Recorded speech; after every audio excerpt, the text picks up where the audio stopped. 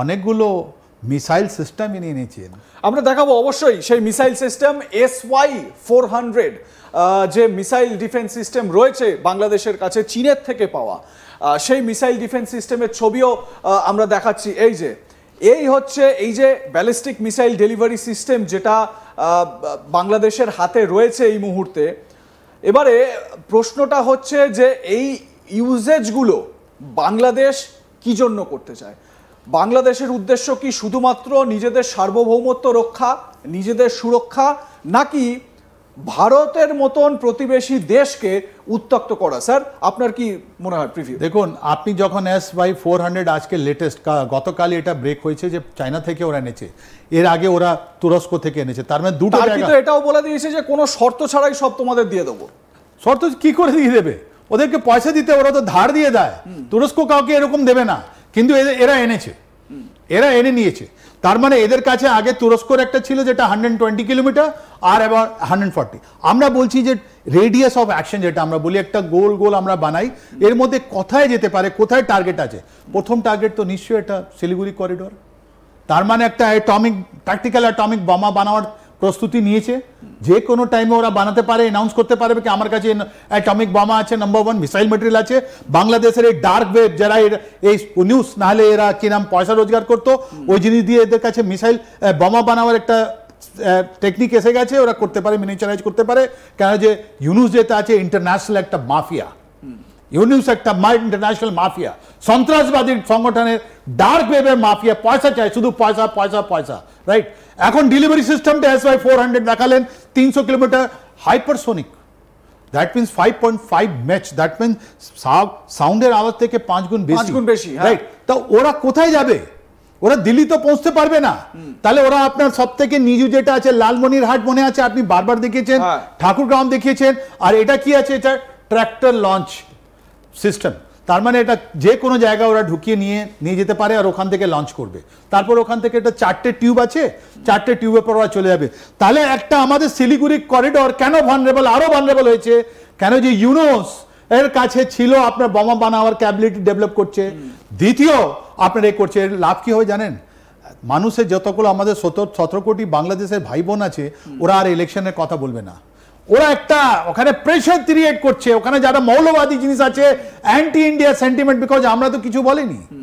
Indian government বলছে আমি তোমাদের সঙ্গে ছিল না, আমি একটা যুদ্ধ ছিল। ঠিক এই জায়গা থেকে স্যার আমি একটা কথা বলছি, সেটা হচ্ছে কি এই যে ব্যবস্থাপনাগুলো বাংলাদেশ করছে সেগুলো তারা নিজেদের সুরক্ষার জন্য, ভারতও সুরক্ষা নয়।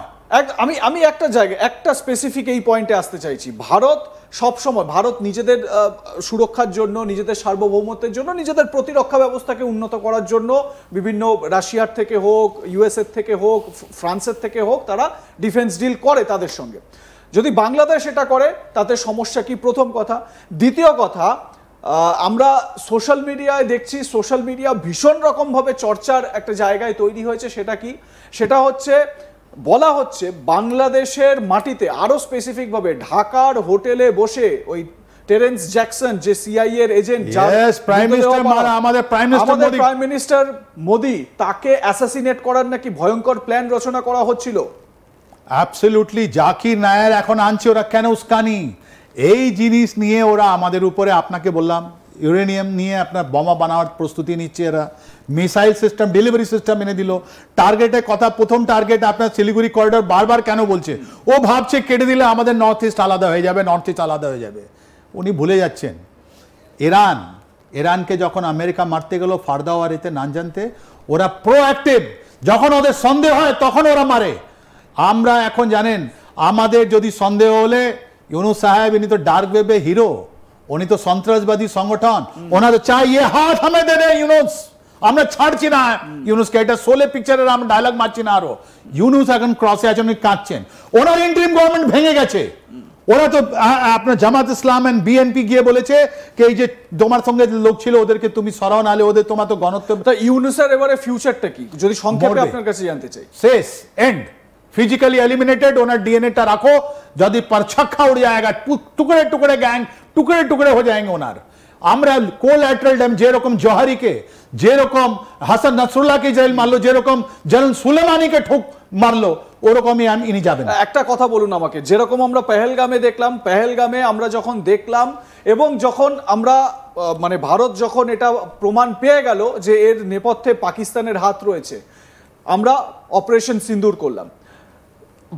প্রাইম মিনিস্টার মোদি তাকে অ্যাসাসিনেট করার যে জল্পনা বা যে চর্চা সারা বিশ্বে এই মুহূর্তে চাউর হয়ে রয়েছে, সেটার যদি এতটুকু সারবত্তা বা সত্যি পাওয়া যায় যে সেটা ঢাকার মাটিতে, বাংলাদেশের মাটিতে অর্কেস্ট্রেট হয়েছে, তাহলে কি সেম অপারেশন সিন্দুর বা তার থেকেও ভয়ঙ্কর কোনো অপারেশন বাংলাদেশের এগেনস্টে হতে পারে?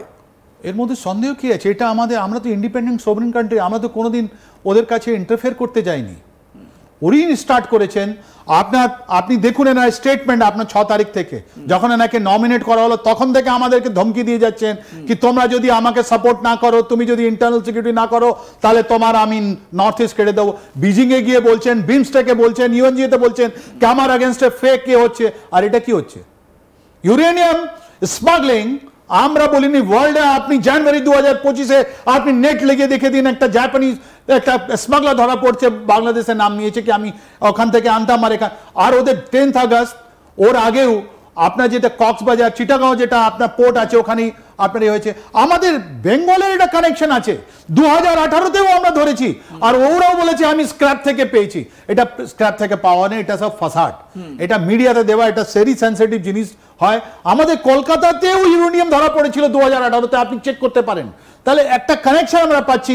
ইনি চুরি করছেন ইউরেনিয়াম, ইনি বোমা প্রস্তুতি করার প্রস্তুতি নিচ্ছেন, ইনি ডেলিভারি সিস্টেম এনেছেন, ইনি একটা অবজেক্টিভ নিয়েছেন। তাহলে আপনি বলুন, যেরকম আমেরিকা যেতে পারে ইরানে, আর ইসরায়েল যখন ভাবছে যে আইএস, কোনোদিন ইরান তো আগে যুদ্ধ করতে যায়নি, এরকম প্রক্সি করেছিল একদমই। কখনো হিজবুল্লাহ, কখনো হুতি, কখনো সিরিয়াতে গিয়ে, কখনো ইরাকে গিয়ে ইসরায়েলকে হার্ম করতো। ইসরায়েল কি করলো? ইসরায়েল মারলো। সুলেমানি আউট। আমাদের কাছে ওই সিস্টেম আছে, সুলেমানির মতন সিস্টেম আছে। আর এর মধ্যে বিশ্ব আমাদের সঙ্গে আছে। কেন যে ইনি সন্ত্রাসবাদী, যখন আমরা ধাপে ধাপে বুঝতে পারবো।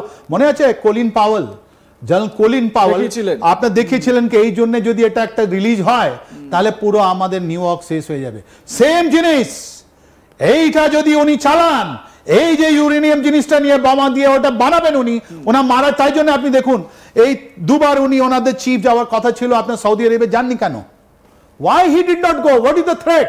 এই থ্রেট আছে। উনি জানেন কি যদি এইদিকে আপনার আমাদের আর্মি চিফ চলে যায় ওয়াকুরুজ্জামান, আমি মারা যাব। আজকে যখন আপনি আপনার সঙ্গে আমি কথা বলছি, ওয়াকুরুজ্জামান যদি কোনোভাবে বিদেশ সফর করেন তাহলে মোহাম্মদ ইউনূসের শেষ। মানে আপনি এত বড় কথা 100%। যেরকম এরা আমাদের প্রধানমন্ত্রী মারার প্ল্যানিং করেছেন, আমার মনে হয় যে আর ইউনূস বাঁচবেন না। তাই জন্য আপনি কাঁদছেন ওখানে। ওনাদের যে অ্যাসোসিয়েট আছে, আপনি ওদের সঙ্গে কথা বলুন। ইনি বলছেন বুড়ো লোক 84 years old, he is crying.